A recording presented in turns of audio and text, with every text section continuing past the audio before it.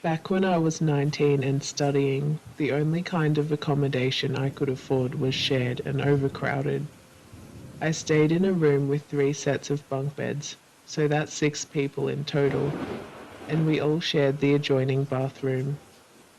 A couple rented the other bedroom in the apartment, and they had a strict rule that none of us other tenants were allowed to use the main bathroom. I'll explain why shortly. Most of my housemates were nice, except for two. One was weirdly obsessed with me and sometimes kissed my face when I slept. The other one was rude and disgusting.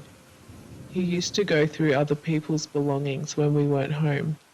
He would also ruin other people's food if he couldn't fit all of his groceries in his designated place in the fridge and cupboard. He used to leave dirty dishes behind, then tried to blame it on other people. And a couple of times I noticed hair on my razor that definitely wasn't mine. He was the only suspect. One night I came home and he'd left a bunch of used tissues scattered across my bed.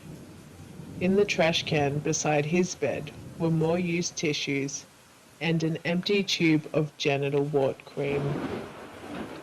I had a panic attack and thought surely I'd been infected with genital warts because of this guy's invasively bad hygiene. I went to the hospital and spent 5 hours in the waiting room with a woman who continuously vomited into a clear bucket and screamed at all the nurses, only to be told there was nothing I could do but wait and see if I get warts. I never did, thank fuck. By the time I left the hospital, all the buses had stopped running. I walked home, which took me a couple of hours, and when I got to the street my apartment was on, I was followed by some shady guy who kept asking if I wanted to go get high with him. It was early in the morning when I finally got there. The couple renting the other room were up getting ready for work. I burst into tears as soon as I got inside, and they asked me what was wrong. I told them, and it was then that they revealed the reason we weren't allowed to use the other bathroom was because that disgusting man kept leaving shit in the trash can there. Needless to say, I found alternative accommodation as quickly as I possibly could after this experience. When I moved in with my partner, he already had 2 housemates. One was really cool, they're still friends to this day. The other one was totally cooked. The first thing I noticed was that he never slept. I put it down to insomnia, but one day I saw my partner having a heated conversation with him.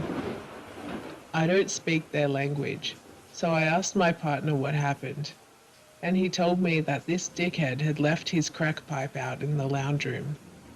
Then I knew why he never slept. This guy also used to get piss all over the bathroom and not clean it up. He stole things from us, ate all of our food, and everyone in the house walked in on him masturbating at least once. When we were getting ready to move out, we were all vigorously cleaning because we knew the property manager was an asshole.